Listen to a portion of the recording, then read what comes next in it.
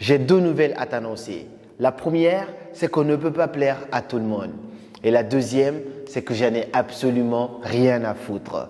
Par contre, on ne va pas appliquer ce principe dans cette vidéo. Parce que parfois, sans même se rendre compte, il y a des petites habitudes, des petits comportements, des petites phrases qu'on sort au quotidien qui exaspèrent notre entourage, qui font que les gens autour de nous nous détestent. Dans cette vidéo, je vais partager avec toi 6 habitudes très toxiques qui font que les gens autour de toi te détestent. À cause de ces 6 habitudes, tu vas perdre énormément en termes de popularité parce qu'on est d'accord que tu ne pourras pas plaire à tout le monde. Par contre, tu peux te débrouiller et avoir une bonne relation auprès de la plupart des personnes que tu essayes de rencontrer. Donc, lorsque tu vas arrêter de faire ces 6 choses que je vais te partager dans cette vidéo, ton niveau de popularité va augmenter considérablement. Mais avant de commencer cette vidéo en profondeur, j'ai une petite annonce à te faire qui va forcément te plaire si tu es créateur de contenu. Alors, si tu es créateur de contenu ou futur créateur de contenu, tu as envie de commencer à faire des vidéos et vivre de ton activité en ligne, j'organise pour la toute première fois une conférence 100% en ligne et gratuite dans laquelle je vais partager des astuces et des stratégies pour comment gagner en visibilité sur les réseaux sociaux,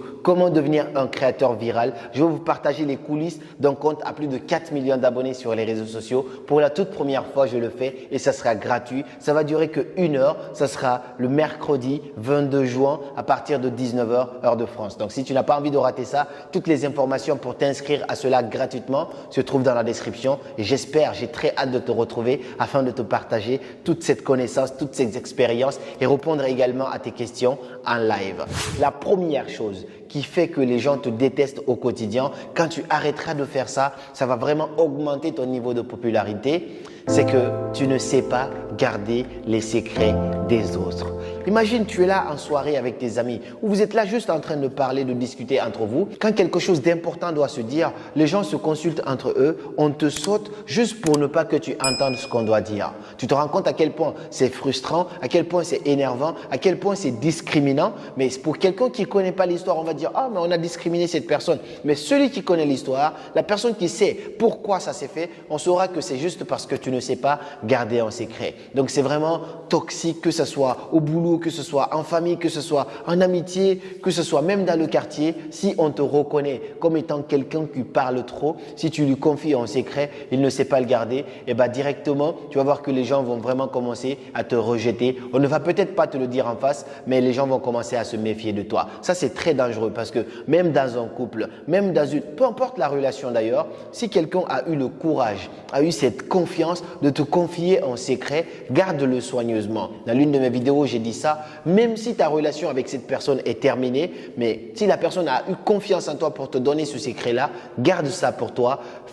Oublie même que tu connais en fait, parce que moi, c'est ce qui se passe chez moi. Quand on me confie un secret, j'oublie même qu'on m'a confié ça. C'est-à-dire que je le mets dans une partie de ma tête où je ne vais même pas y avoir accès. Donc, à plus forte raison, avoir cette tentation d'en parler à quelqu'un. Donc, apprends à garder les secrets des gens. Si tu sais garder un petit secret aujourd'hui, tu sauras garder de très grandes choses demain. Mais si tu ne sais pas garder même les petites phrases qu'on te dit, même les petits comportements dans ton couple, même les petits comportements, les petites choses qu'on te confie, en tout cas dans tes relations au quotidien, eh ben, je pense que ce comportement-là va te poursuivre pour le restant de ta vie. Et le deuxième comportement, la deuxième habitude toxique qui fait que les gens te détestent, c'est la vanité. Donc, toujours se vanter. « Oh, moi j'ai ça. Oh, moi je suis ça. Oh, moi j'ai tel nombre d'abonnés. Tu sais même pas comment j'ai fait pour avoir tout ça. » Toute cette vanité ne mène qu'à la haine et à la jalousie et baisse considérablement ton niveau de popularité. Qui, selon toi, est l'un des footballeurs les plus aimés au monde entier, c'est-à-dire de l'histoire même du football? Je te laisse deviner. Selon toi, c'est qui? Alors, je te laisse mettre ça dans les commentaires. Tu me diras si tu l'avais trouvé. Sois honnête avec moi. Le footballeur le plus aimé, mais vraiment naturellement, de tous les footballeurs au monde entier, c'est N'Golo Kanté. N'Golo Kanté, c'est le footballeur qui marque, qui n'a même pas besoin de célébrer quelque chose qui va énerver soit ses adversaires ou qui va enjailler ses amis. N'Golo Kanté, c'est quelqu'un qui se contente de sourire, tout simplement sourire. Un jour, j'ai regardé un discours de N'Golo Kanté où il avait été l'homme du match, il avait tout fait. On l'a interviewé, on l'a demandé « Alors, vous pensez que vous allez devenir Ballon d'Or, nanani ?» Il dit « Non, ça c'est pas à moi de décider. Pour l'instant, l'équipe et moi, on a fait un bon match et c'est sur cela qu'on va se concentrer. » Et ce jour-là, j'ai encore donné un 10 à N'Golo Kanté. Cette personnalité, parfois je prie Dieu, je dis mon Dieu, s'il te plaît, aide-moi à avoir la modestie de N'Golo Kanté. Parce que si tu as cette modestie, si quelqu'un te dit aujourd'hui qu'il déteste N'Golo Kanté, c'est que cette personne a vraiment un problème. On ne peut pas plaire à tout le monde, ça c'est sûr. Mais franchement, le nombre d'ennemis que N'Golo Kanté a ne peut pas être beaucoup parce que N'Golo Kanté, au-delà de sa simplicité, il a aussi une sorte de noblesse, de modestie. C'est un truc de dingue. Donc aujourd'hui, le sujet, c'est pas N'Golo Kanté, mais je te dis tout simplement de ne pas te vanter. J'en parlais récemment avec mon ami. On a dit qu'il y avait deux types de vanité. Donc il y avait la vanité sur la possession et il y a aussi la vanité sur la personne. Peu importe les deux types de vanité, rien de tout ça ne sert à rien. Laisse les gens parler de ce que tu as. Laisse les gens parler de qui tu es. Laisse les gens te commenter, mais ne te pousse pas, ne te mets pas à la place où les gens ne t'ont pas mis parce que tu es en train de faire fuir les gens. Les gens vont se méfier de toi et au final, tu risques de te retrouver tout seul. Et la troisième habitude très toxique, ça c'est l'une des habitudes les plus dégueulasses, c'est ce que je déteste le plus, c'est le fait de toujours être en retard. Imagine à quel point c'est frustrant. Toi et moi, on se dit, on a rendez-vous pour aller à la salle de sport à 13 h, d'accord? Et donc moi, j'essaye de tout arranger dans ma vie, dans mon quotidien ce jour-là pour que 13 h me trouve à la salle. Donc j'annule des rendez-vous, je cours, je prends des taxis, ainsi de suite. Et toi, une fois que moi je suis là, je te vois pas, je suis étonné, je t'appelle, je te dis yo, t'es où? On avait dit 13 h et tu me dis oui, j'arrive, je suis en route alors que tu pars à peine de chez toi. Ce n'est pas un manque de respect, honnêtement, entre toi et moi, on est d'accord que c'est un manque de respect. Et donc quand tu fais ça à quelqu'un une fois, deux fois, ou que les gens même te reconnaissent par cela, ils vont commencer vraiment à te détester et les gens vont même éviter d'avoir des rendez-vous importants avec toi. Et c'est vraiment pas forcément cool que les gens te reconnaissent par le fait d'être en retard. Moi, j'ai un ami qui est comme ça tout le temps. Et je vais vous expliquer un peu comment contrecarrer ça. Si tu as rendez-vous avec quelqu'un à 17 h et qu'il est 17 h 30, la personne n'est pas là, tu as attendu 30 minutes, appelle cette personne et dis-lui on va faire ça une autre fois. Même s'il te dit oui, j'arrive, parce que généralement, ce sont des gens qui sont capables de mentir en mode ouais, je suis là, je suis à 2 minutes alors qu'il est chez lui. Dis à la personne que tu as un autre rendez-vous et que tu ne peux plus attendre. Tu as atteint la limite maximale de ton délai d'attente en tout cas. Donc, vas-y. La prochaine fois, la personne se débrouillera pour être à l'heure. Mais le retard, c'est vraiment l'un des comportements les plus horribles, les plus difficiles à accepter pour les personnes qui respectent vraiment leur notion du temps.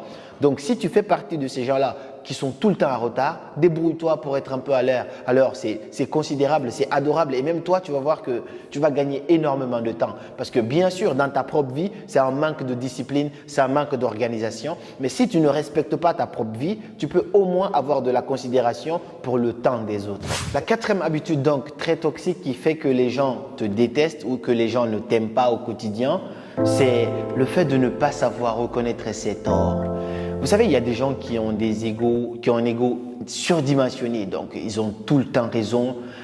J'ai eu des gens en coaching où leur mari, par exemple, j'ai eu des femmes en coaching où leur mari était vraiment le monsieur, j'ai toujours raison, entre guillemets. C'est-à-dire que même s'il sait qu'il a tort, mais juste parce qu'il a un ego qui est vraiment considérable, qui est vraiment supérieur à lui, il se permet de faire comme s'il avait raison parce qu'il a honte, entre guillemets, de reconnaître qu'il a tort. Et ça, ce n'est pas être un vrai homme parce qu'il a l'impression que s'il reconnaît ses torts, il devient faible. Non, ça ne se passe pas comme ça. Je connais un couple qui s'est séparé à cause de cela. C'est-à-dire que le monsieur, il a fait du tort à sa femme. Au lieu de s'excuser, non, il est resté là à attendre que c'est la femme qui s'excuse à nouveau. Alors que la femme, elle n'a absolument rien fait. Et vu qu'il est habitué à ça, c'était vraiment une relation toxique. Même si la femme, elle a raison, elle demande pardon quand même. Moi, j'interdis vraiment de faire cela. Mais parfois, on n'a pas le contrôle sur nos sentiments, sur nos émotions à l'instant T. C'est pourquoi il est important de se faire accompagner parfois parce que ça nous permet de nous apaiser et de réfléchir un petit peu en dehors de la boîte. Donc, il a gardé son ego comme ça. La femme, elle a plié ses bagages, elle est rentrée chez elle, le monsieur n'a même pas retenu la dame, il s'est dit vas-y, tu verras, tu vas demander pardon, sinon je ne vais pas pardonner. Elle n'a absolument rien fait à cause de son ego. Il aimait bien sa femme, mais juste à cause de son ego, la femme elle est partie et finalement elle n'a plus jamais accepté de revenir. Le monsieur il a reconnu ses torts, mais c'était trop tard, c'était vraiment trop tard et à partir de ce moment-là, il a brisé son mariage et cette femme l'aimait de toutes ses forces. Il n'a plus jamais retrouvé quelqu'un qui l'aimait à ce point comme cette femme. Ce que cette femme acceptait pour lui, personne ne pouvait accepter ça pour lui maintenant. Tous les sacrifices que cette femme faisait pour lui, il n'a plus jamais retrouvé cela. C'est pourquoi je conseille à n'importe qui, à tout le monde, de savoir reconnaître ses torts. On est des humains, on n'est pas des machines. On a le droit d'avoir tort. Même si tu es président de la République, si tu fais des erreurs, viens, excuse-toi, dis aux gens, je reconnais que cette décision n'était pas forcément la bonne, je vous donne raison, j'espère faire mieux la prochaine fois. Donc, n'aie pas peur de demander pardon, n'aie pas peur de reconnaître tes torts, cela fera de toi une grande personne. Et la cinquième chose qui fait que les gens te détestent au quotidien, c'est de ne pas laisser les autres parler. Donc, toujours couper la parole aux autres lorsqu'ils parlent. Imagine, là, toi, tu es en soirée, imagine, tu es là assis avec tout le monde, mais tu as envie de parler, toi, tout le temps. C'est comme si, en fait, tu étais la seule personne lors de la soirée. Et on dit que le silence est ton meilleur ami. Si ce que tu dis n'est pas important, n'est pas vrai, n'est pas positif, alors tais-toi. Parce que parfois, quand tu te tais, ça augmente ton niveau de charisme. Les gens se posent des questions à propos de toi. Ne parle pas tout le temps. Ne sois pas là, même si tu n'as pas de sujet, tu parles, tu bombardes, tu enchaînes. Et le pire, quand les gens commencent à parler d'eux, toi, tu enchaînes encore à parler de toi tout le temps parce que tu veux être le centre de tout. Fais attention à tes émotions, à tes sentiments. Essaye de te contrôler parce que parfois, ça manque de contrôle de soi. C'est qu'on ne sait pas se contrôler et lorsqu'on est du coup en public avec les autres, on est là tout le temps en mode on veut toujours tenir la conversation, on veut être le modérateur de chaque soirée, de chaque conférence, de chaque réunion entre potes, de chaque regroupement. Et ce n'est pas génial comme ça, ce n'est pas normal. Donc, apprends à te taire parfois, apprends à laisser les autres exprimer aussi leur point de vue. Ne coupe pas la parole aux autres parce que quand tu fais ça à quelqu'un, ça énerve vraiment la personne du plus profond d'elle-même. Et quand tu me fais ça, moi, et que ça m'énerve comme ça, la prochaine fois, une deuxième fois, tu le fais. Troisièmement, je n'aimerais même pas rentrer en discussion avec toi. C'est très important de s'observer parfois lors d'une soirée avec des potes et tout. Observe-toi, regarde un petit peu comment tu réagis et ensuite fais une petite pause, recule et dis-toi comment j'ai réagi face à cette situation. Est-ce que c'était la meilleure façon de réagir? Est-ce que je devais prendre la parole ici? Une fois que tu commences vraiment à te contrôler comme ça, je pense que les prochaines fois, tu t'y prendras beaucoup mieux et ça augmentera ton niveau de popularité quand tu laisses les autres parler parce que Dale Carnegie dit que l'un des besoins les plus importants, les plus urgents sur l'être humain, c'est le désir d'être important. Tout le monde a envie d'être important. Donc quand quelqu'un commence à parler de lui-même, laisse la personne aller au bout de ses idées, ça va moins frustrer et tu vas voir que ça c'est beaucoup plus diplomate parce qu'on dit que ce n'est pas pour rien qu'on a deux oreilles et une seule bouche. Donc on devrait écouter plus qu'on ne parle. Et la sixième et dernière chose que je veux te partager dans cette vidéo, donc la sixième habitude qui fait que les gens te détestent vraiment, c'est la diffamation. Vous savez, il y a de ces personnes qui ne savent jamais parler d'idées.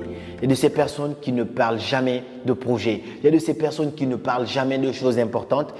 À chaque fois que tu seras avec ces gens-là, ils seront là en train de parler des autres. Et moi, personnellement, je me suis toujours méfié des gens qui passent leur temps à parler du mal des autres devant moi quand ces gens-là ne sont pas là parce que je sais que le jour moi aussi je ne serai pas là, c'est la même chose que cette personne dira sur moi quand je ne serai pas là. Donc je répète, je me méfie toujours des gens qui passent leur temps à parler du mal des autres devant moi parce que je sais que quand je ne serai pas là, c'est exactement la même chose qu'ils font sur moi à mon insu également. Et généralement, si tu parles dans mon dos, ce n'est pas pour rien parce que tu es derrière moi. Tu comprends un peu? Ça, c'est très puissant. Si tu parles dans mon dos, ce n'est pas pour rien. Ça veut dire que tu es derrière moi. Donc, faites partie de ceux qui se font critiquer. Ne soyez pas ceux qui passent leur temps à critiquer. J'ai même fait un tweet récemment sur mon Twitter. Si tu ne me suis pas dessus, tu peux aller voir également. Donc, ne fais pas partie de ces gens-là qui passent leur temps à parler des gens. Faites partie des gens qui passent leur temps à parler d'idées parce que ce sont les idées qui font les grands hommes.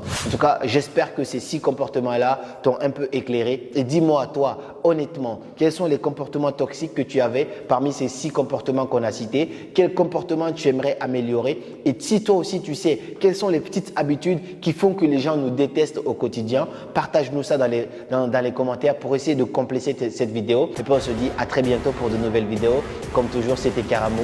Suivez vos rêves, ils connaissent le chemin.